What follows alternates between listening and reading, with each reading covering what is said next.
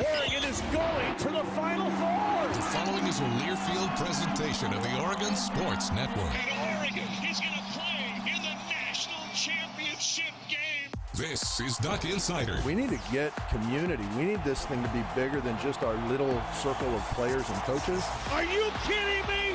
Touchdown, Oregon. With 2 seconds on the clock. He hits it! That's the bigger picture in this thing, allowing the community to celebrate the hard work, blue-collar mentality this group brings to the table. And the Ducks have won it. The Ducks have won. We get to struggle together, and we get to have joy together. The Ducks are Pac-12 champions. I am so proud right now to be the head coach at Oregon. Catch me.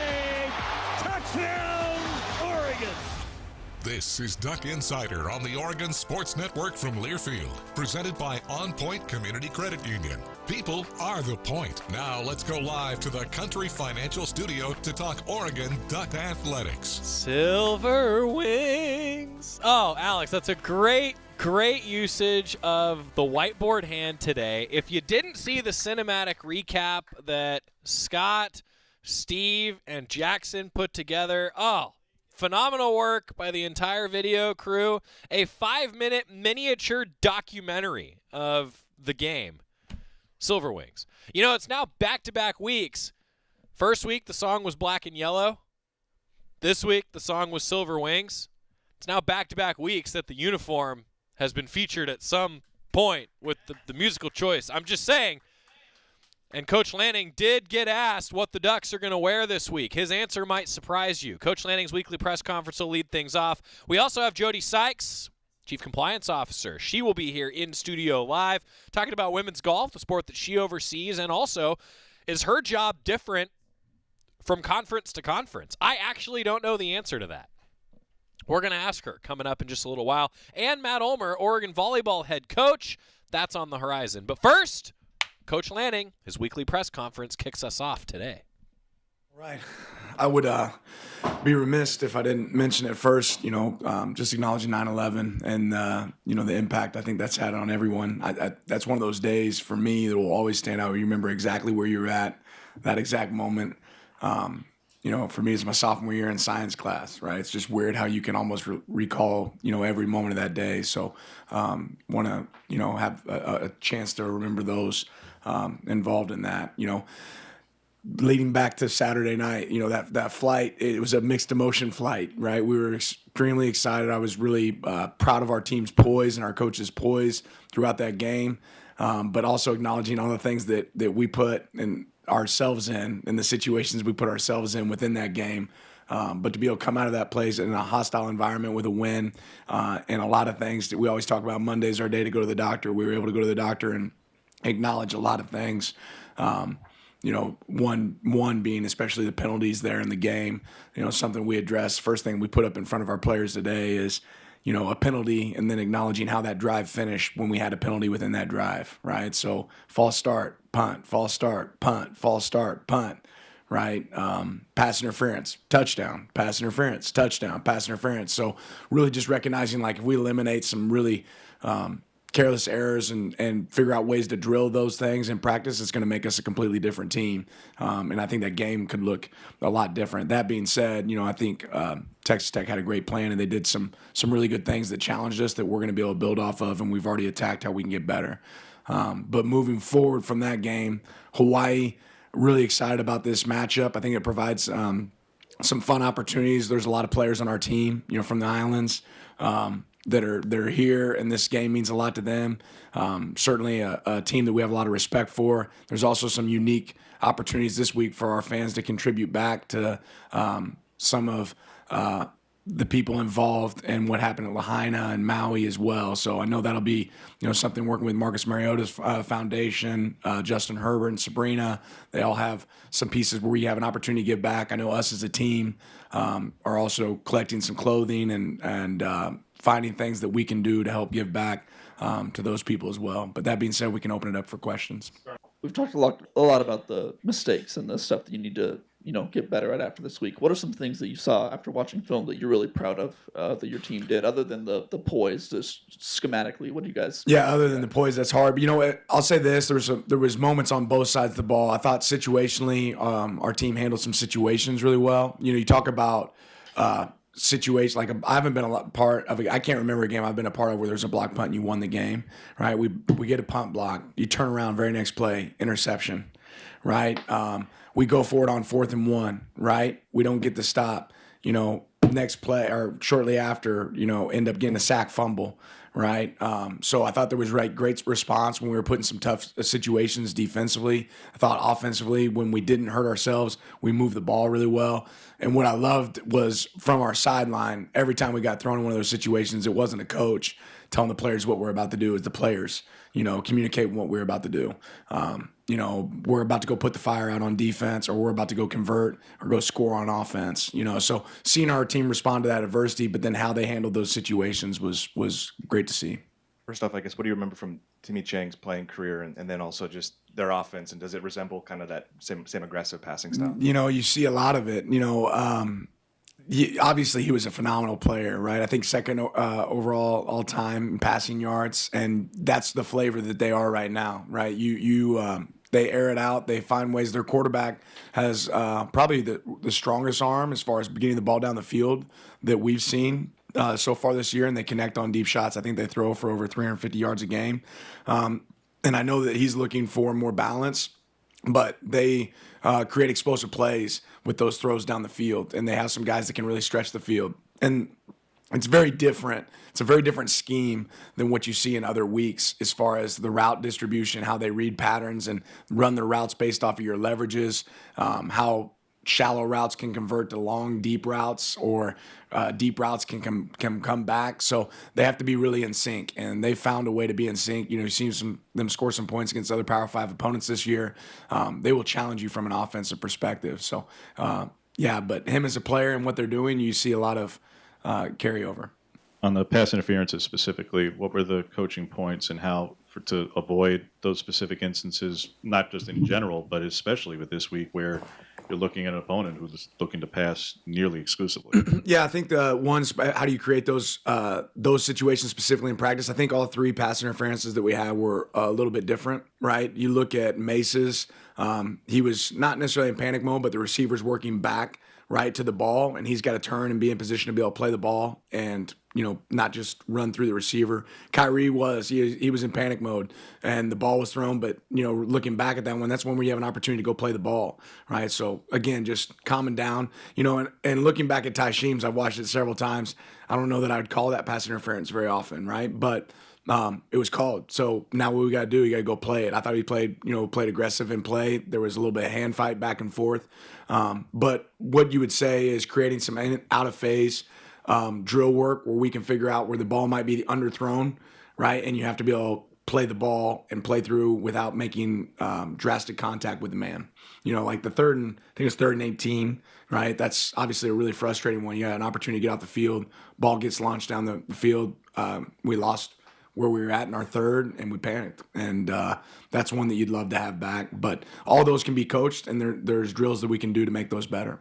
When you talk about Texas Tech as kind of a character building win, what kind of similarities do you see between that win and the Washington State one on the road last year, and what that kind of did for your team going forward? Yeah, there's a lot of people that have mentioned that game to us. In fact, we're getting on the plane, and Casey Rogers is talking about, hey, this game feels like Washington State, and then right after that we got it. He said that, and got an interception right afterwards. So it's just really unique how they both play out. I think both those games are games where we felt like we hurt ourselves, right? And we were still able to overcome that. But there's going to be a time when we play a team that we can't do that. And, I'm glad, like I said, I'm glad our players were really resilient. Each game, each team, each situation has a life of itself. And that game was certainly different, but there are some similarities. Lawrence played quite a bit in this game. Just your impressions of how well he performed and just the importance this week as well against a team that you said throws the ball a lot, takes a lot of deep shots. Yeah, there's some really good and there was some really bad. And but Jaleel has the ability to be a phenomenal player for us. And the reason he's out there competing is because he's done it really well in practice, right? We just have to continue to find more consistency, continue to be better with his eye discipline. But he's got the talent and the ability to be a great player for us. And I'm glad to see him grow and continue to get better. Makes us a better team. In terms of snap count, Taishim has led this defense so far. What have you seen from him through the first couple of weeks and kind of his ability to come in and kind of lead this defense? Yeah, he's had some highs and lows, but overall, what he's proven is he's an instinctive football player that can make tackles. He's plays with tremendous effort. He had some of his highest GPS numbers this year in that last game. And I know that when we go to battle with Taishim, that he's going to give us everything he has every single snap.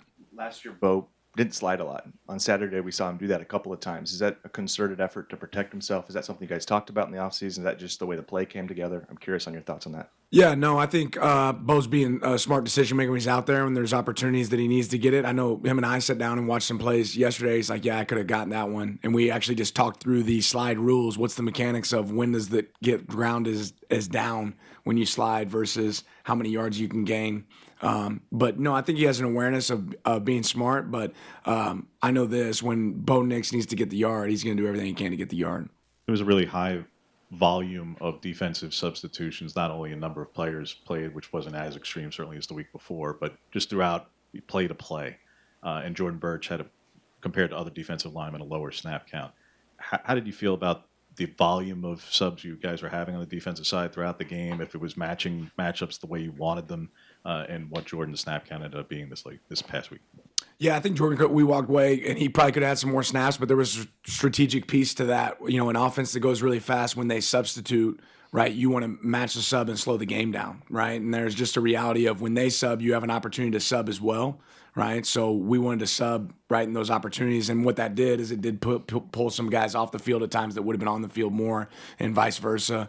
I think they were always looking for more balance, but to be at a high level and play at a high level, it's not necessarily amount of snaps. It's about what you do with the snaps you get, and we will continue to challenge our guys to do a great job there. But I know Jordan's a phenomenal player for us and has done a good job. And just because of the swing of things with some of those substitutions, that happened at times. You already talked about the PIs, but what are you doing to fix some of those issues at defending all those quarterback keepers that they were able to get for big gains? Yeah, we work quarterback runs today, right? So part of it's rules, right? Do you have the schematic advantage, right? And anytime they play with 11, you have to play with 11, right? What's hard about what they do is they were also able to pass the ball too. So it happened more often in the red area for them, but there's some stuff schematically that we feel like we can do better, and then we've coached some of those situations better for our players, them understanding if they would have executed it properly what it might have looked like as well. Yeah, to kind of feedback off James' question, I'm just wondering what you've seen from Blake and Tatum in particular to earn some really big snaps and some really big moments. Great practice. Yeah, when guys practice well and they perform in practice, it translates to the game, right? And I think we've had a lot of young freshmen that have got opportunities to play and perform for us this year. And again, it's never about what they did on Saturday. It's what they do Monday, Tuesday, Wednesday, Thursday. And when those guys do it in practice, it generally shows up in the game.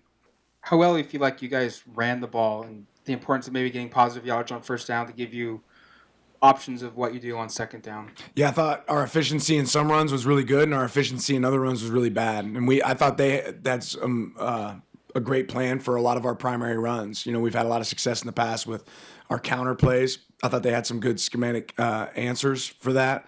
And then we got to be able to figure out where in the Rolodex we can, because for us to be the team we want to be, set up our play action shots and be able to move the ball on the field, we're going to run the ball. And at times we didn't do that as effective as we want to be able to do that on Saturday. So 2 straight games you guys have gone for 2 early. I assume maybe there's a read there. You can clarify that. But what's the benefit strategically of being aggressive early like that? Well, if you score 2 points, it's more than 1. And we found that when you have more points than the opponent, it gives you an opportunity to win. But, no, I mean, if you look at it, we felt like it was something we would have potentially on film. The play didn't come out as clean as we really wanted it to come out. That being said, that paid off later on because they were chasing a 2-point conversion later. We got the 2-point stop, right? At some point, one of those plays that we do for 2, it might not work, right? And when it doesn't, then I'll have to defend that side of it as well, right? So it's certainly something we can see if the play's there or not. If we feel like it's there, then we can run it. We can always come back and kick the ball as well. But that's just one where when you can make the opponent chase points, right, early in the game, it gives you a chance to create more separation. First time playing Hawaii in almost 30 years. You mentioned the ties between Hawaii and Oregon. Can fans potentially look for maybe something for that nod in the uniform selection this week? You won't believe me. I have no idea what we're wearing this week. right? It's way down like the pecking order. I know that we're going to look phenomenal, right? I can tell you we're going to look phenomenal, but I have no clue what we're wearing. So maybe. Going back to the running game, Bucky didn't get a lot of opportunities in the fourth quarter, and I realize score plays a little bit of a role in that, but you certainly still ran the ball. Thoughts on what the running back rotation ended up being, particularly in the fourth, and was pass protection in any way a factor in Bucky in the fourth? No, absolutely not. Bucky's a phenomenal player, and he can touch the ball a bunch. I mean, we're going to play all of our backs. We have 3 really good backs. We'll use all our backs. So, no, he could continue to play for us. I don't know exactly what his touches were in the fourth. You could probably tell me. They had 1 carry in the fourth. I don't know. But, I mean, Jordan's a really good back. Noah's a really good back. We've got really good backs. So, and Bucky embraces whatever role he's in. I mean, that's what makes Bucky phenomenal. So we're going to use all the guys that can play for us at a really high level, and I think we do that. Bryce is obviously a guy with a great story. I guess, when did you realize that he was a guy that could really contribute for you this year at that inside linebacker spot for you? Probably after the first scrimmage this fall, because, again, he played safety for us last spring and felt like that wasn't the perfect position fit for him. But after this first scrimmage, I think he was our production leader, the first scrimmage we had this fall. And we said, okay, this is a guy that can help us. And when he's on the field, he's obviously been productive. That sack fumble early was really big. I know they recovered it, but just creating some of those kind of moments. He had a fumble in the first game, that he recovered. So he's proven to be productive when he's on the field. Defensive guy, your thoughts on Hawaii's defense? I think that 22 tackles for loss through 3 games, pretty impressive, and a lot of pass breakups. Just your thoughts on this group? Yeah, I think they have some talent there that really they could be.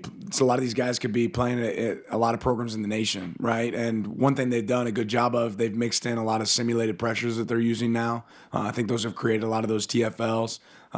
They do a good job of fitting runs, and they play with tremendous effort, right? That shows up consistently for them. Big play scepter. Jamal Hill brought that up, said that it was your idea. You brought it to the team. I don't know if it's my idea. But yeah, we make big plays. We have a big play scepter. Really that's about the shoes. So the shoes designed every single week by somebody different. And it, an alum that means something to the program, like Tinker designed the first shoe. Our guys make a big play. They get an opportunity to go sign the shoe, put it up in the air, and we celebrate big plays with each other. At the end of the year, we hope that's something that can be auctioned off, those shoes that are exclusive 1-for-1s for a great cause, right? And be able to, contribute back to somebody else. But just a way to celebrate great moments. It's never bigger than the game. Certainly not more important than the result or what's happening in the game. But a way for us to acknowledge, something great that just happened. Asked you last week about the importance of recruiting in Texas and what, if any, role the upcoming series against Big 12 teams played. Clearly, this is a much more separated series, but the role of recruiting in Hawaii, what these games in any way may help contribute to that, and your thought of going to Hawaii for satellite camps and whatever role that might play in recruiting strategy. Yeah, I don't know that we'll ever be down there for a satellite camp. It's a long trip based in a short amount of time, especially now with official visits and everything else that happens in June. But Hawaii will always be extremely important to us from a recruiting standpoint. And what's great is we've had some great ambassadors that have played here at Oregon that are from Hawaii. And they've put us, those players that have come here and given back to this program, have put us on the map with that place and made it a place that a lot of players there want to come play here. That's something we'll continue to do, is recruit that place, recruit Hawaii with a lot of passion and vigor, because there's some good players there that can help us. It's an awesome game coming up. A lot of connections between Oregon and Hawaii. We'll talk about those throughout the course of the week. A lot more still coming as we approach 5 o'clock kickoff on Saturday, televised on Pac-12 Network. 3 o'clock pregame show across the Oregon Sports Network. I just talked to Bryce Betcher after practice today. That alone is worth listening to the pregame show. I'm telling you, he was phenomenal talking with him this week. When we come back, our Chief Compliance Officer, Jody Sykes, is here. No, turn that around. Turn Silver Wings. Thank you, Alex. Back after this with Jody Sykes on the Oregon Sports Network from Learfield. Dear roads, trails, and rivers. Ready for some SUV action? Drive family adventures with the Highlander. Make a splash with the RAV4. Or haul fun with a Sequoia. Check them at Toyota.com. Toyota, let's go places. As a local community credit union founded by teachers, OnPoint is committed to supporting the students and faculty at the University of Oregon. And on game day, we're right there with you, on the field, in the bleachers, and in the classrooms. Drop by our local branch today and discover the many ways OnPoint can help support your financial well-being. OnPoint Community Credit Union. People are the point. Federally insured by NCUA. Equal housing opportunity. Dear Sharp Turns, Toyota has more all-wheel drive sedans than any other brand. Get a grip in the stylish Camry, the elegant Crown, the striking new Prius, or the sharp Corolla. Get to Toyota.com already. Toyota, let's go places. This is Duck Insider, presented by OnPoint Community Credit Union on the Oregon Sports Network from Learfield. And here's Heather with the weather. Well, it's beautiful out there, sunny and 75, almost a little chilly in the shade. Now, let's get a read on the inside of your car. It is hot. You've only been parked a short time and it's already 99 degrees in there. Let's not leave children in the back seat while running errands. It only takes a few minutes for their body temperatures to rise, and that could be fatal. Cars get hot, fast, and can be deadly. Never leave a child in a car. A message from NHTSA and the Ad Council. The possibility of lung cancer can be pretty scary, especially if you're one of approximately 8 million current or former smokers at high risk. That's why SaveByTheScan.org wants you to know that now there's a breakthrough low-dose CT scan that can detect lung cancer early, and it only takes 60 seconds. You stop smoking, now start screening. For an easy quiz to see if you're eligible, visit SaveByTheScan.org. It could save your life. SaveByTheScan.org is brought to you by the American Lung Association's Lung Force Initiative and the Ad Council.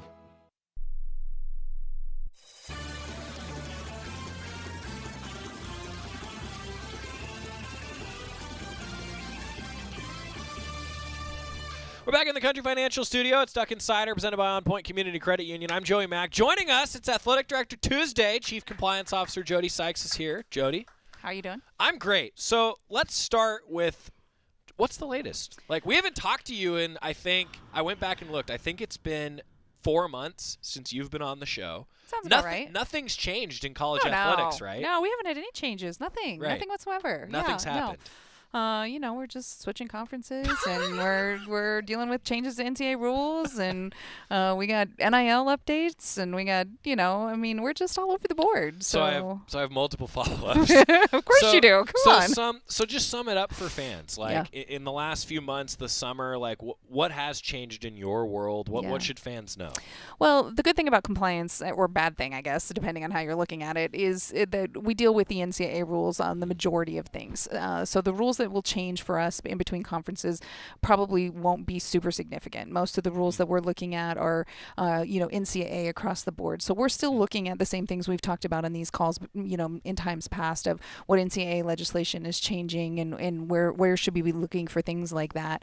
Conference-wise, we have actually 2 resources right now to be able to ask questions to, trying to be sensitive to all of the different moving pieces and parts. But for the most part, most of the things that we do in our office, whether that's applying scholarships or helping with the recruiting rules or, dealing with tickets or whatever that situation might be, those don't change just because the NCAA or because we're switching conferences, because those are mostly NCAA rules. Right. So not a ton of change. I mean, a lot of like, well, what do we do about this? And what do we do? I'm like, everybody just hold chill, right? Like, hang on, like just give us like 5 minutes and, slow your roll and let's just let us figure this out. We've got a minute, so we'll figure it out. Cause they're like, well, can I recruit this kind of kid? And can I get, because there's rules about non-qualifiers, for example, right? And those are a little bit conference related. I'm like, it's okay. Just take a deep breath. It'll be okay. I promise. And so most of it's just been reassuring, staff and coaches and others that like, look, we're going to be fine. It will all work itself out. Yeah, it tends to do that. Mm-hmm. Yeah, it tends to do that. So I doesn't mean they can't panic in the meantime, though. Sure. Right. I mean, so I was going to ask you, like, does the role change from conference to conference? And it sounds like it really doesn't. No, I mean, obviously, I'm going in my 11th football season. I've been here for 10 years and been in the Pac-12 the whole time. And so it's been nice to have that consistency, know who you're working with at the conference office and those kinds of things. And but I think that other folks have said this, it's really bittersweet, right? Because you have all these connections at the Pac-12 and that consistency that I talked about, the same people that I've been working with. But at the same time, I know probably 75% of my colleagues at the Big Ten already, just because compliance is is connected. It's like the coaching world connections, right?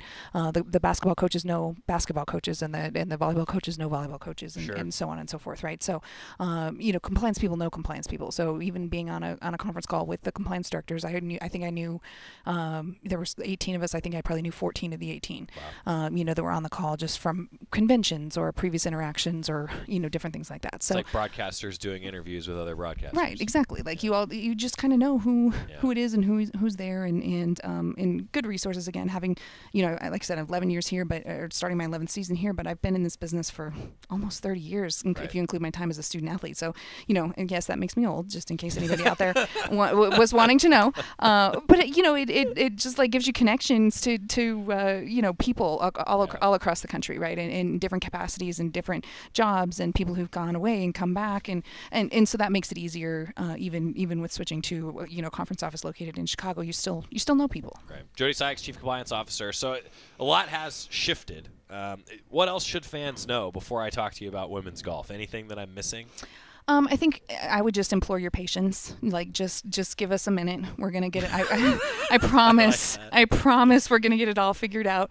But just give us a minute, and I promise that our leadership has the best interests of the University of Oregon at heart, and the University of Oregon Athletic Department at heart. And in particular, our student athlete experience is still first and foremost on all of our minds.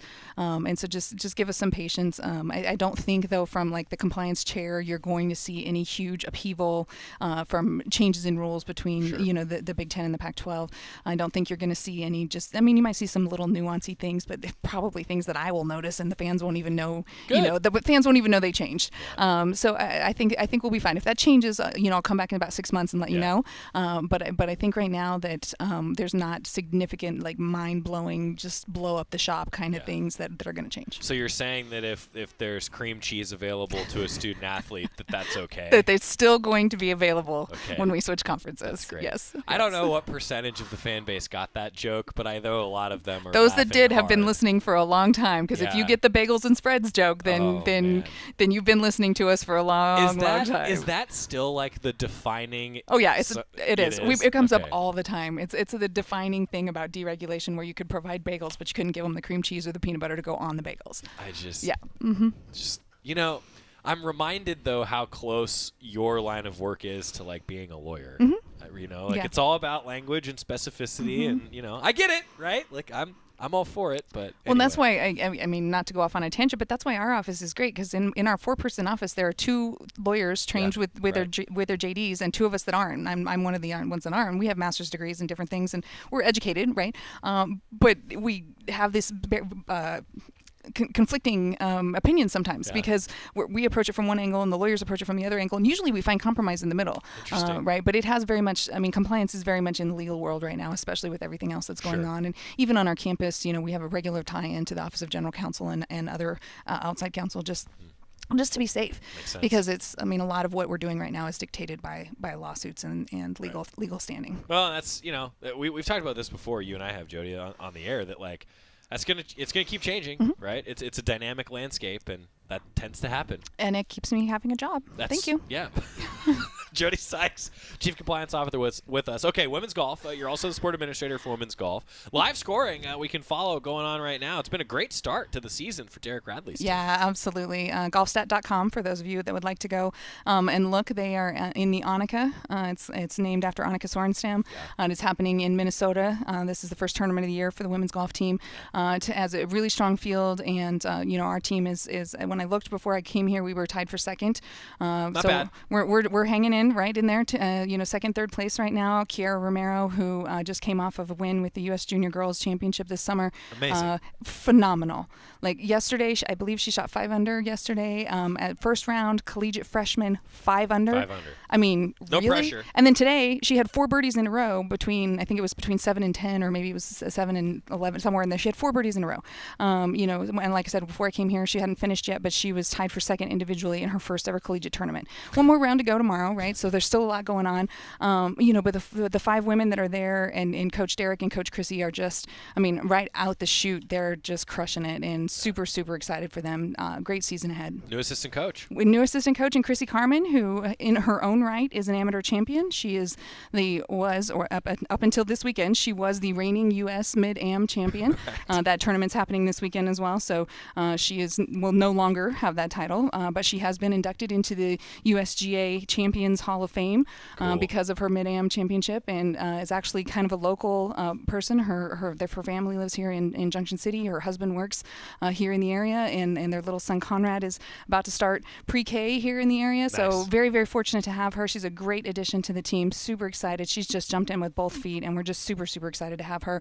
Monica Vaughn, is still our unpaid assistant, or what used to be volunteer assistant is now called unpaid assistant. We can't call them volunteer assistants No, anymore. Volunteer coaches are out. That's one of the big changes. Okay. Yeah, one of the big changes. Volunteer coaches are done. You learn something right? every See, time there you Jody go. Things you didn't even know. I can't call them volunteer They're assistant unpaid coaches assistants now. So, right. but that just what it basically means is that they could recruit if you wanted them to, and they can do some other things that they couldn't do before. Okay. And Monica's still in that role. She's a little busy right now raising her newborn. That's right. Her and Justin Fisher just had a newborn boy, and super excited for them. But yeah, Chrissy's been great. This is her first tournament coaching as a collegiate coach for us.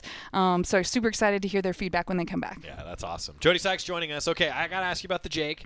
Anytime a facility construction project is going on, it makes big news. Any updates? What can you tell us? Yeah, well, the last update that I got was that we are still planning on having the opening for the Jake in mid-October.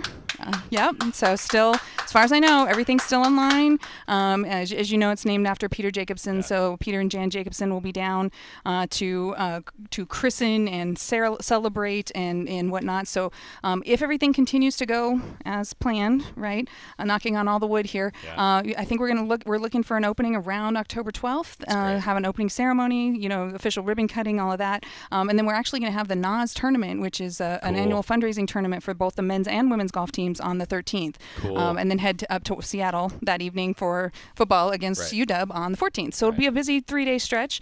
But the Jake is coming along nicely. Jeff Gaskell has done a great job keeping it on track. Lots of our donors and fundraising and folks who have contributed, we're just super, super grateful. And the team is so excited, both teams, men's and women's, so excited to be out there and have their own space. It's going to be awesome. Awesome facility. Okay, I have a proposal now. So we famously learned about the shovel from you that has been used in photo ops to break ground. So I've been wondering about this. Like, ribbon cutting. I feel like we can do a golf version of ribbon cutting. There's got to be something there. Right? Like, we don't need the giant golden scissors. Yeah, that's a good one. We should collaborate on some creativity here. Can we do something here. I'm just throwing it out there. Like, I'm trying to think, what do you do to, for celebration of golf? You jump in lakes, or you have trophies that you kiss, or, what?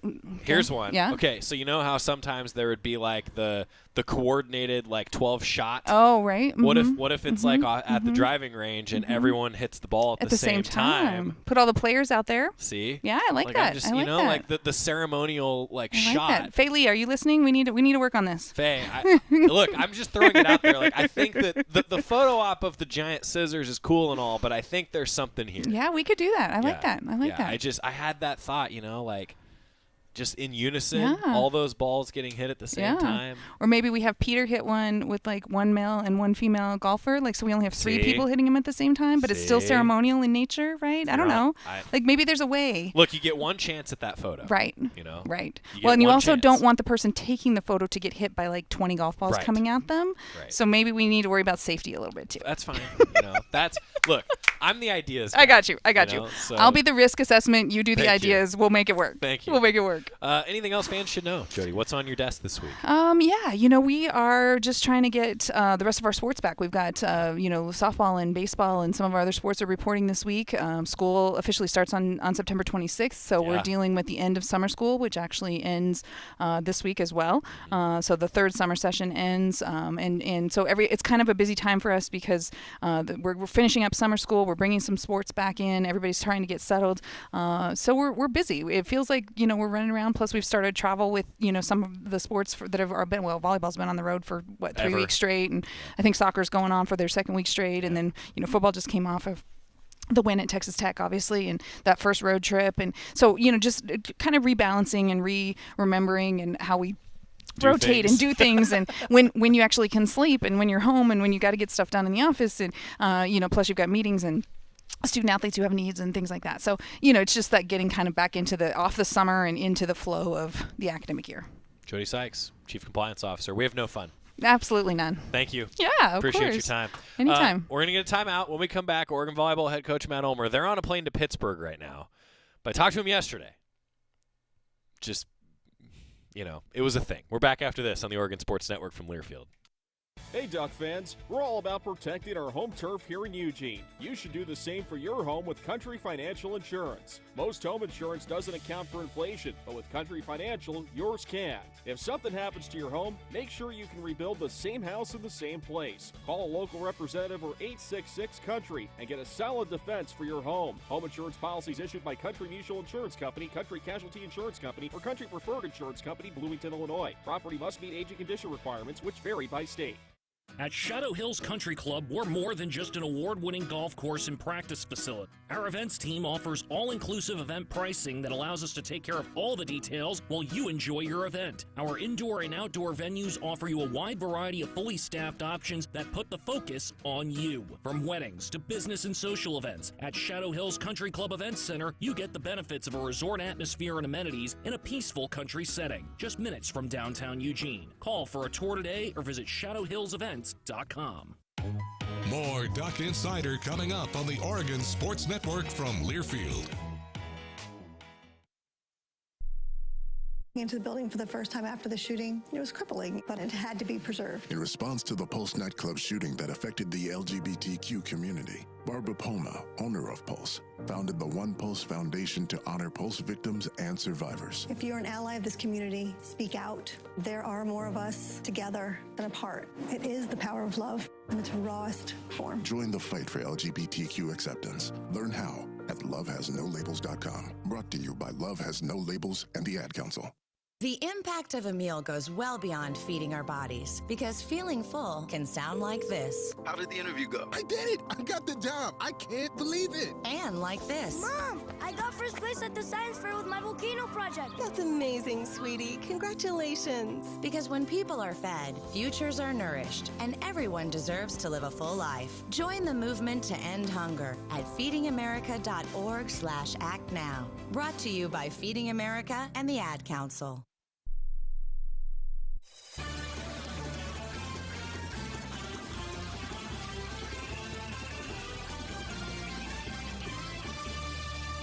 Back on Duck Insider, presented by OnPoint Community Credit Union. Joey Mack in the Country Financial Studio. Well, yesterday had the opportunity to sit down with Oregon Volleyball head coach Matt Ulmer. They're traveling out to Pittsburgh today, but he was kind enough to keep his regular Tuesday appointment, part one of our chat with Coach Ulmer. I got to tell everybody, this guy sent me a text last night and just says, hey, traveling Tuesday, can we record? I was like, yes. Absolutely, we can record. His name is Matt Ulmer, Oregon Volleyball head coach. How are you? Hello, Joey Mack. Hey, thanks for doing that. I got to really tell you, I need to say this on the air. Thanks for adjusting and still being willing to come on and chat with us every week. Thank you, sir. It's a privilege. Thank you. Oh, God, who are these for? You're so nice to lie. Those are for when we do two people sitting at this table. Oh. And so if when you are we ever going to do that? If you ever wanted to sit here, we could actually do the interview really close to each other. It'd be really awkward. We'd get nothing done. No, we already get nothing done. Get nothing done. That's fair. So I have a question for you. Yeah. So this is from the Duck Store. This is the 2023 Oregon football schedule T-shirt. Very concert tour. Yeah, I like that. So what's the other side? The other side I think is just the O on the front. Yeah, just the O on the front. Okay. So. Serious question, because it kind of hit me when Michelle from the Duck Store and I were talking about this. This is the... Did you buy that? No, she gave it to me to show because we were talking about it. Oh, that was nice. Just like Ducks of a Feather, see? Oh, that's nice too. Ducks of a Feather. So it's like the tour farewell for the Pac-12, right? Mm-hmm. Are you going to have Pac-12 logoed shirts that you're just going to immortalize forever? Because I am.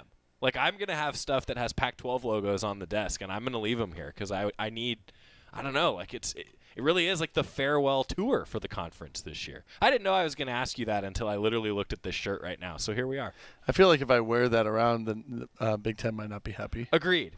But So like in your own I'll have to figure that out. But like in your own closet. My closet's got a lot of Pac-12 on it. Yeah. Yeah, That's what I'm pretty saying. much all Pac-12. Yeah. It's going to be different. I'll still wear it. Yeah, I think I will too. Mm-hmm. Throwback Thursday. Can you get Throwback away Thursday. with it for like a Throwback Thursday feeling? Yeah. Okay. We'll try. We'll see where it goes. Happens. Yeah. See what happens. Yeah. How'd the Uncharted territory. How'd the weekend go? It was okay. It was. I mean, there was so many good moments. We lost a close one to Minnesota, and I mean, Minnesota's a good team. We really didn't play very well for us. And some of that is what they did, but we've talked about before. When we don't serve well, that's where I feel like that's when we struggle the most, and we just had a really hard time, keeping pressure on them from the service line, and it's just location, and just we didn't miss that many. We had aces, but just overall consistency of service pressure wasn't good enough. And when you don't bring really good service pressure, then their offense gets pretty good, which they have. They have a lot of great individual attackers on that side. So it was just a battle, and we lost to 16-14. I was just really proud of our group for coming back. We were down 10-6 in the fifth, came back and had our chances. We just didn't pull it out. But we really want to be in those matches to learn. And I think we were able to learn a lot. And hopefully we take it as motivation moving forward of what we can improve upon to be even better. Well, on that note, I wanted to ask you about making that comeback in the fifth set. Down 10-6, you get the lead. I mean, you had to love that response from your team in that moment. Yeah, and I feel like that's something that we have had. We definitely had last year, right? Yeah. We were able to come back a lot, and we were never down, and we just kept believing. And so it's great to see this group has that also. Hannah Pukas led it with, again, we were serving so poorly, and she went back there and went on a great run with her serve, and that really changed the momentum. And we just needed more people that could do that. Again, it wasn't necessarily her getting aces, but it was just putting them in a tough spot and applying that pressure and stressing them out a little bit more. So we did that beautifully for the 4 matches before, and then again, it was just a tougher weekend for us there, and so we just had to do other things to overcome it, and we just couldn't quite do enough in that first one. But against moving forward against Pittsburgh and James Madison and Marquette, we're gonna have to do a better job of that. Yeah. But yes, I really did love that we were able to come back, and I shared that with the team later. And I know you talked with us about this. You talked with the team about this. Like, you scheduled so tough because you wanted to have matches like this, right? So I guess you have to push you have to push yourself for us to grow. We got to go play people that are going to show us what we're not good at, and then we have to be really honest when evaluating, where we're struggling, or where we can improve. And overall, our offense, I think we hit over 300 for the weekend. That's that's exciting. And we got, great efforts from a lot of people. Defensively, serve, block, defense, it just wasn't good enough. Overall for the weekend. I know we beat Ohio State, and that's exciting. We like wins and we don't like losses, but overall our defense wasn't good enough. And we saw a little bit of that earlier, but so we really need to focus on that. We need to buy into being a much more aggressive defensive team and being a little tougher that way. So defensively, I think it's interesting too, like, you can have these takeaways from match to match, but I know with the travel schedule, now you get a chance to practice a little bit too, right? Like that's got to be a balancing act as a coach. No, I would say probably the hardest thing, in my opinion, maybe the student athletes feel differently, but the hardest thing right now for coaches, we're just not practicing. Yeah. So there's things that I really want to work on and be able to break down or really spend some time on, and we just don't have that right now, which is okay. So today we had practice, and it was an aggressive practice, and I liked our response.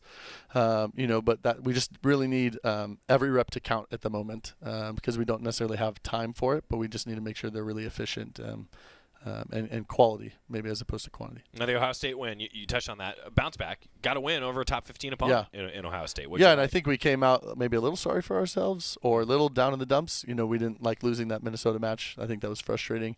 But I liked how we responded. Again, we were up big in the second set, and they came back. And we, again, kind of let our foot off the gas there. But then again, I like that we found our footing and we applied much more pressure and we played a pretty clean, better third and fourth set. Yeah, you talked about the efficiency. I did want to ask you about that. Like, for example, Gabby Gonzalez was ridiculously efficient. She's so good. Yeah. I haven't asked you much about Gabby. Tell us about she's her a little bit. Just phenomenal. I mean, as far as like understanding volleyball. Yeah. Like, just has such a great feel for the game. Scores in so many different ways. Just makes so many great decisions. Just when you talk about like the IQ of the sport, like her IQ is off the charts. I tell her all the time whenever she wants to coach, let me know. She's someone that could be a great coach. But she's passing. I mean, I bet I would believe that she's the best passing non-libero in the country right now. She's at like a 2.4. Wow. Which is a large number. and she's like 67% perfect pass, like which that's a good pass, which is that's incredible. So she's doing so many great things for us. But yeah, she had a great weekend, and she played her former teammates and then her former team. So I know it meant a little extra to her this past weekend, and I thought she was maybe the best player in the gym this past weekend. Yeah, I wanted to ask you about that. Like there's those connections, it feels like now all throughout college sports, just in this modern era. Like that's got to be a difficult thing, I'd imagine, for student athletes. Yeah, a lot of change. Yeah. Yeah, and then you go play each other and that kind of thing. I just asked her. I said, what was that like? And she said, she it was weird, but she enjoyed it. Yeah, well, that's cool. Matt Ulmer, Oregon volleyball head coach, joining us. Efficiency, though, I did want to talk to you a little bit more about that against Ohio State. Like, what led to the efficiency? You had some other individuals besides Gabby that were really efficient as well. Yeah, maybe other than the first set against Minnesota, we passed really well. Daly McClellan did a great job. Mimi has been doing a really nice job in serve receive, and then I touched on Gabby, and then we know Georgia. They're really controlling the ball well, which lets Hannah do her thing, and she's got a ton of weapons to go to. Yeah. Again, this weekend we really didn't get Mimi's best.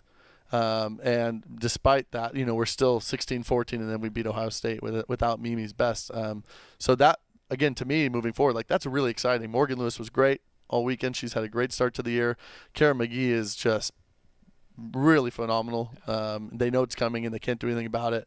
And then, like I said, Gabby, has been great. So, I think from a team aspect moving forward, like there's a lot of things you're gonna have to do to stop us when we control the ball the way we have.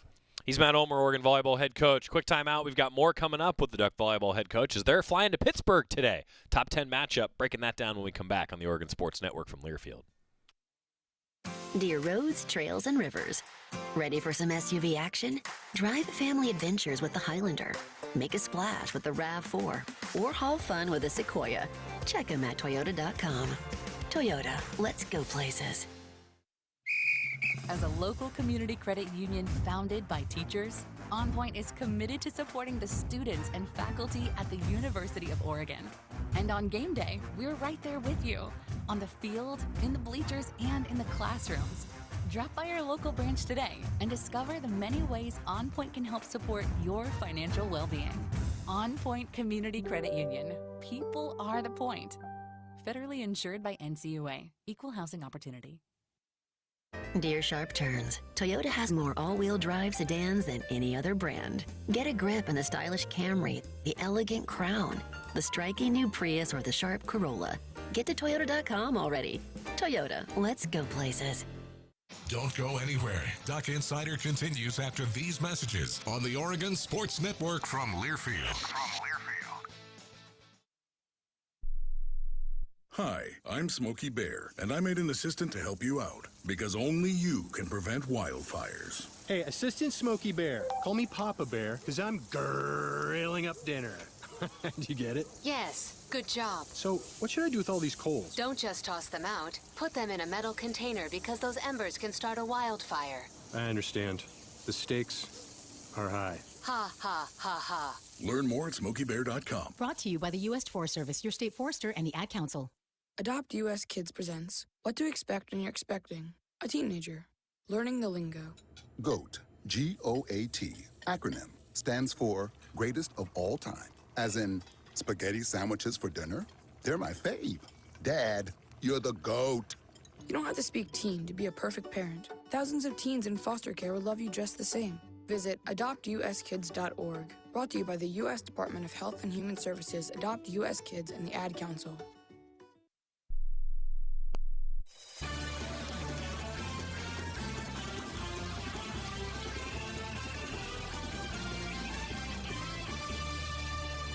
Back on Duck Insider, presented by OnPoint Community Credit Union. Joey Mack with you in the Country Financial Studio. Thanks again to Jody Sykes for taking the time earlier today. Heard from Coach Lanning in his weekly press conference. We'll hear from Coach Lanning again tomorrow following Wednesday's practice. And we continue here with Oregon volleyball head coach Matt Ulmer. Sat down with him yesterday before they left for Pittsburgh in a top 10 matchup. Continuing our conversation talking Duck volleyball. Talk about efficiency. Like the hitting percentages were just off the charts. Yeah. Against really good teams. Yeah. Yeah. That's exciting. And, Hannah is an excellent setter. Yeah. So she puts her in really good spots. And, again, Kara's IQ from a middle perspective is very high. And she's 6'5" with a big arm, and she can move the ball around, and she makes great reads. She's a tough cover because you're also worrying about all these other people too, So, we're going to probably continue to ask more from her. as we move forward, we're going to need that, and I think she's ready to take on that challenge. You hit on Mimi Collier not having her best weekend. I mean, just how about the depth, though? Like, you touched on that a bit. Like, that's a big deal for your team. Are teams really trying to take her away? Like, have you noticed that in the early season? Well, we want Mimi's block against their best right side. Right. But that means their bigger right side is going to be on Mimi. So it's a challenge. She's not getting favorable matchups. So it's going to be harder for her to score. But we need her to score in the back row. We need her to score in the front, kind of all over. So I think there's a lot. And again, what we added last year, from last year to this year, is her passing to attacking, and that's a really different deal because you have to focus. Before she could just focus on hitting the ball. Making those reads and not really thinking about other things. Now she has to do multiple things, and I think she's working her way through it, but she's doing a really nice job of it. Like I said, I thought her connection with Hannah was a little off, which that's not normal. Today we made some adjustments in practice and looked better than ever. So if we could just kind of get back to that, and that's why, sometimes it's just a small thing. You play golf at all? Terrible golfer. Yeah. Awful. I believe that. Really good at mini golf. Okay, so I'm great in the short. But if it's just a little bit one way or the other, it can make all the difference. Yeah. So for us, it's maybe not quite that dramatic, but that same idea. Sometimes it's just a little change that can make a big difference for us. How's your golf game? At the moment, it's horrible. Uh-huh. I have a 3-month-old. So I haven't golfed much, but I got 80 a couple times. Hey. This summer I was hoping to break 70s. Hey. I didn't, but I was so 80 right there. Yeah, you with I mean, those are long golf clubs. Yeah, add 2 inches. Yeah. Yeah. Wow. Yeah. That's tall guy. Tall guy. Yeah. Really, really tall guy. Need it. Right now, probably not very good. Yeah. How's your short game though? I mean, like you surprisingly like you good. versus me mini golf. I think I got a chance. I'm smoking you. No, Yeah. I'm great at mini golf. I'm smoking you, Coach. I'm telling you, that is the one thing that I'm. I think we can mic up that, and we could go out. Yeah. That now Let's I'm do seeing it. something. So Yeah. here's a I'm variation. down for that. Here's a variation to mini golf that I'll even use the course club. I'll use their putter. No, you have to. The plastic. Yeah, that's part of the deal. Okay. What color ball do you choose? Green or yellow? What about you? I always choose green. Okay. Yeah, I always choose green. But obvious question. Here's how though you modify your mini golf. You play match play mini golf.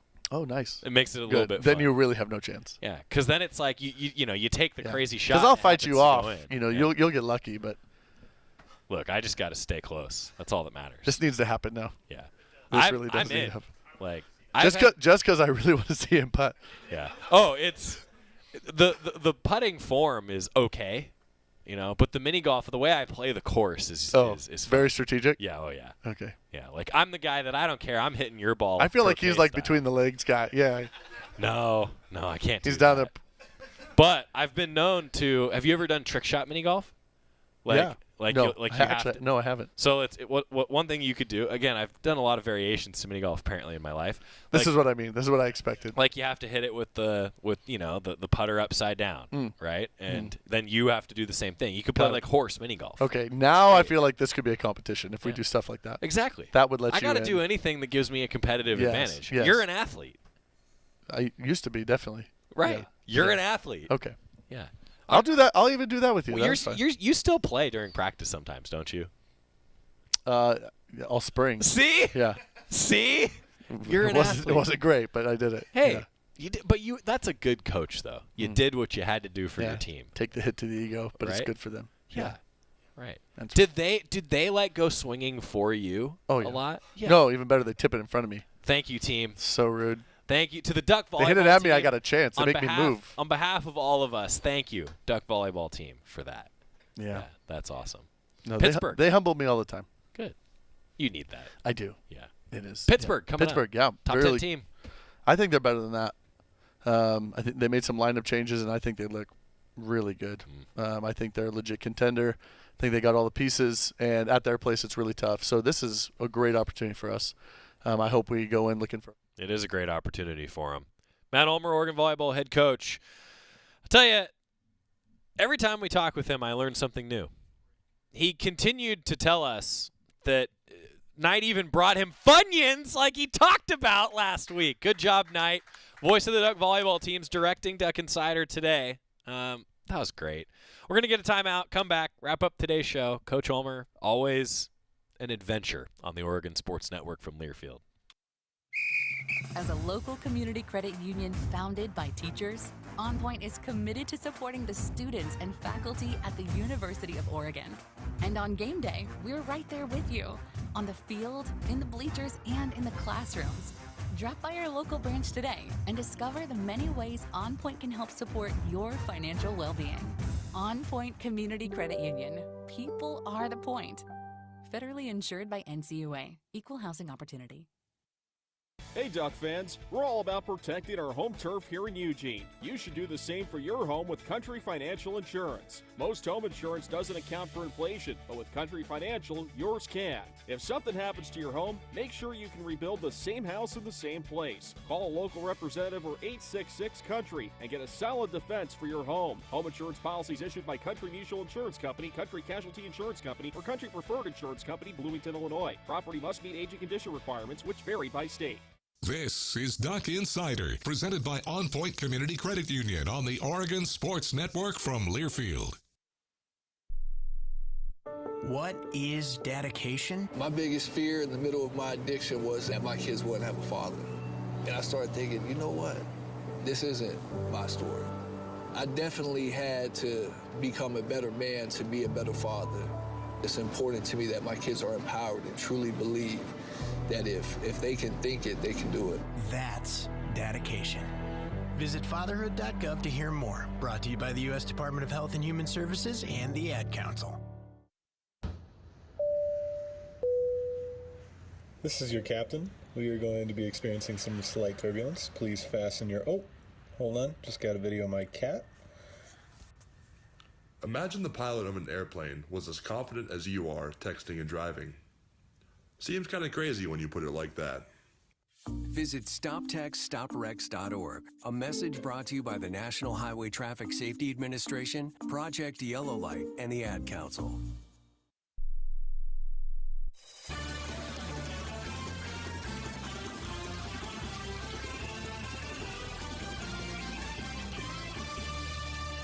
Back on Duck Insider, presented by OnPoint Community Credit Union. Joey Mack here with you in the Country Financial Studio. Every time we talk with Coach Lanning or a head coach this year, it's brought to you by the Willamette Valley Cancer Institute and Research Center. Fight like a duck with exceptional cancer care close to home. For Duck Volleyball, they're on the road. 3 matches, I should say, all between Thursday and Sunday. They're playing in Pittsburgh on Thursday and Friday, first against Pitt, then against James Madison. And before you know it, on their way home, they're playing Marquette on Sunday. Long trip for Oregon volleyball. And then the Ducks are back at home at Matthew Knight Arena. Yeah, Oregon State is on the horizon next week. We'll talk with Coach Ulmer about that coming up. Tomorrow on the show, we've got a number of Oregon football student-athletes who met with the media after practice today. Josh Connerly, Jaleel Florence, Tez Johnson, and Taki Taimani all talked with the media. We have those interviews for you, as well as Coach Lanning's conversation with the media after practice. That is all coming up for you on Wednesday's edition of Duck Insider. A few other student-athletes will meet with the media after practice tomorrow as well. Thanks again to Jody Sykes. Thanks to Matt Ulmer for recording early. Heard from Coach Lanning. That's a full show. See you tomorrow. I got nothing else. Into the building for the first time after the shooting. It was crippling, but it had to be preserved. In response to the Pulse nightclub shooting that affected the LGBTQ community, Barbara Poma, owner of Pulse, founded the One Pulse Foundation to